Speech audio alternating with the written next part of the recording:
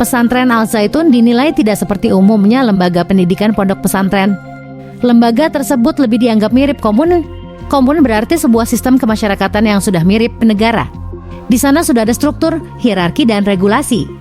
Regulasi tersebut sudah dibuat sedemikian rupa yang menekankan kepatuhan kepada pimpinan. Menteri Koordinator Bidang Pembangunan Manusia dan Kebudayaan Muhadjir Effendi mengatakan di Indonesia keberadaan komun tidak dilarang asalkan kegiatannya tidak bertentangan dengan hukum yang berlaku. Dikatakannya, di negara seperti Amerika Serikat dan Jepang ada komun yang melakukan kejahatan dan tindakan yang mengancam keselamatan jiwa. Dia berharap komun di Al Zaitun tidak se-ekstrem di negara lain. Saat ini penanganan Pondok Al Zaitun dilakukan dari dua sisi. Sisi hukum dan sisi pendidikan. Penanganan secara hukum dijalankan di bawah koordinasi Kementerian Koordinator Bidang Politik, Hukum, dan Keamanan bersama Polri. Sementara Kementerian Koordinator Bidang Pembangunan Manusia dan Kebudayaan serta Kementerian Agama akan mengawal penanganan dari sisi pendidikan.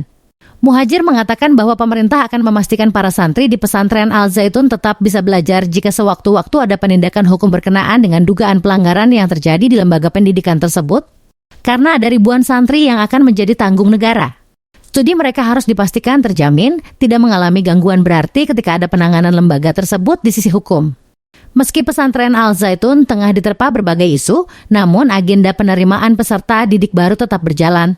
Di luar segala polemik serta kontroversi yang menimpa pesantren Al Zaitun, organisasi pelajar Mahat Al Zaitun atau OPMAZ mengunggah sebuah video di kanal YouTube resmi mereka Al Zaitun Official yang bertujuan untuk menyambut tahun ajaran baru, serta penerimaan peserta didik baru atau santri Al Zaitun yang akan segera dibuka.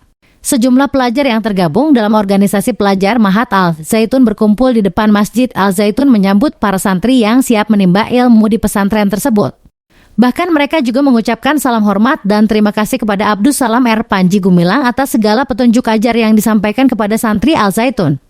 Lewat Presiden OPMAZ Tifa Az-Zahra, mereka mengaku dididik dan diberi teladan untuk hidup penuh toleransi dan perdamaian. Tanpa toleransi dan perdamaian, persatuan Indonesia hanya akan menjadi suatu wacana saja. Tifa juga menyambut dengan tangan terbuka kepada seluruh santri baru yang hendak menimba ilmu di pesantren Al Zaitun, baik dari dalam negeri maupun dari luar negeri.